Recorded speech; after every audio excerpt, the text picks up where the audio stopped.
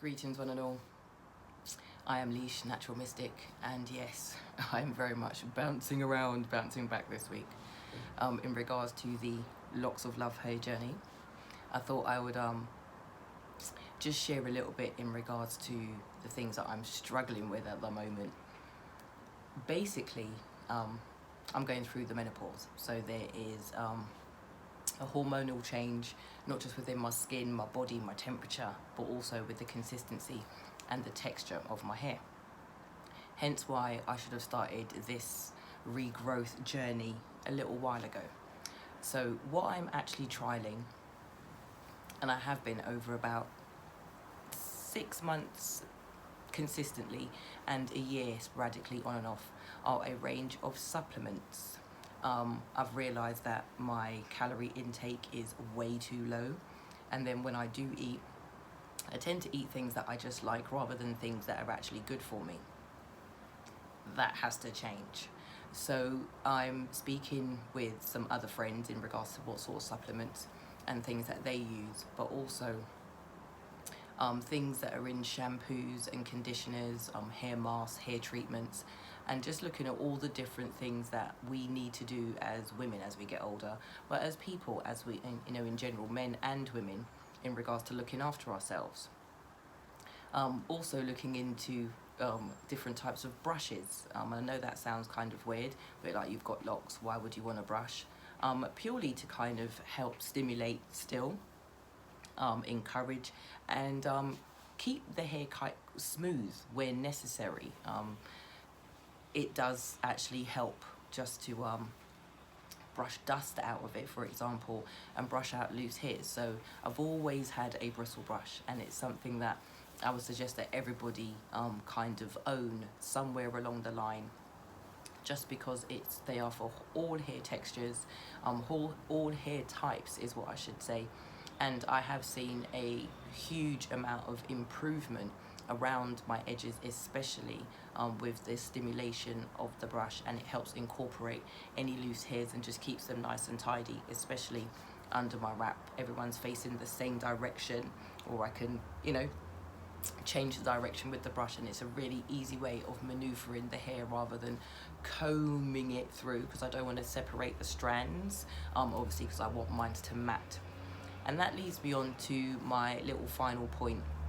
This is a really quick, short recording, purely because I've got my door open and there seems to be a lot of noise outside.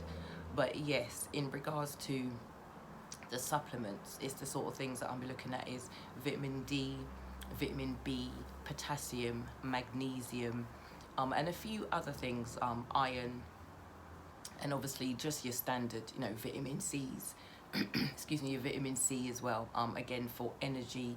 I've also been doing vitamin D, and this is because I've got a bad back, and what I'm finding is that I'm utilizing a lot of my energy to heal different areas of the body, and I'm not concentrating my energies on hair growth, for example.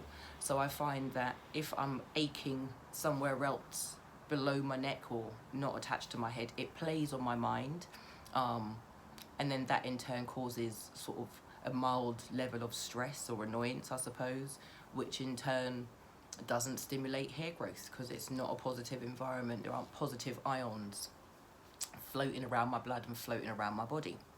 And finally, something that I have been wearing and using for quite some time are these little bad boys. So inside this little smiley face is a magnetic negative ion, and I find that I wear quite a few magnets, that these do help. I don't wear a lot of them all of the time because I do drink coffee, and I do find that I bounce around a little bit too much, and I don't want to do the crash and burn, which is what sugars and stimulants and coffees and caffeines give you.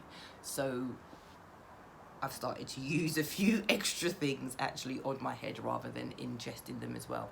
So I'm really having a look at my sleeping pattern, the things I sleep on. Do I cover my head during the night? you know, but mainly this one is about the ingestion of supplements, boosting energy, stimulating hair growth, encouraging hair growth, and the general sort of keeping myself upbeat, healthy, and moving, you know, in that sense. And I find that all of those things, exercise, meditation, breathing, are all definitely taking a positive part in regards to my well-being, my self-love, and more importantly, discovering my edges again. So I will show you them by the end of the year, when I think that I've kind of started to see some sort of improvement.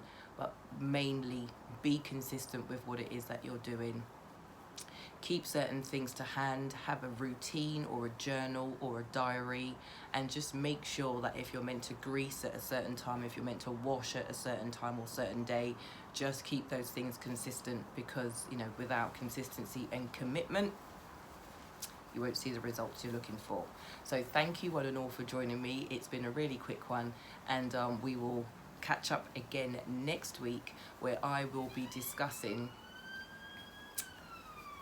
that I should be keeping my door closed in the future, but I will be discussing changing my pillowcases, pillows, and the sorts of things that actually rub the hair away when you least expect it, but also again into the sort of foods, oils and treatments that I will be using in a little bit more detail. So thanks one and all. Namaste, Rastafari, peace, blessings and prosperity.